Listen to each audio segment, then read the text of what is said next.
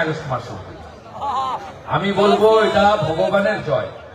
BJP সরকার শপথ নিলে, আপনারা বিজেপি সরকার আনলে, আমাদের তো বেশি ডিফারেন্স নয়, এসআইআর এর পরে কোনো ডিফারেন্স নেই বলে আমি মনে করি। দীর্ঘ নির্বাচনে লড়াই করার অভিজ্ঞতা দিয়ে বলতে পারি কোনো ডিফারেন্স নেই।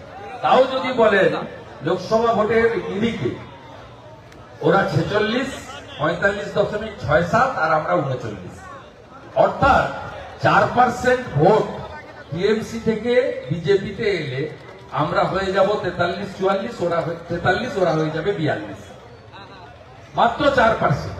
অর্থাৎ বিজেপিকে আপনারা একটু সাহায্য করলেই বিজেপি আসবে। আমি যোগ্য শিক্ষক, শিক্ষিকা, শিক্ষাকর্মীদের কথা দিতে পারি যে সুপ্রিম কোর্ট যা করেছে এটা ভগবানের আশীর্বাদ।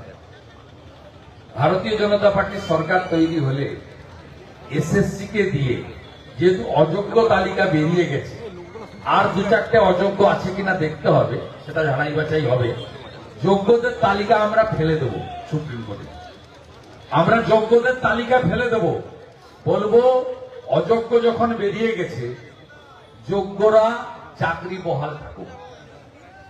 আমরা যোগ্য শিক্ষক, শিক্ষাকর্মীদের পক্ষে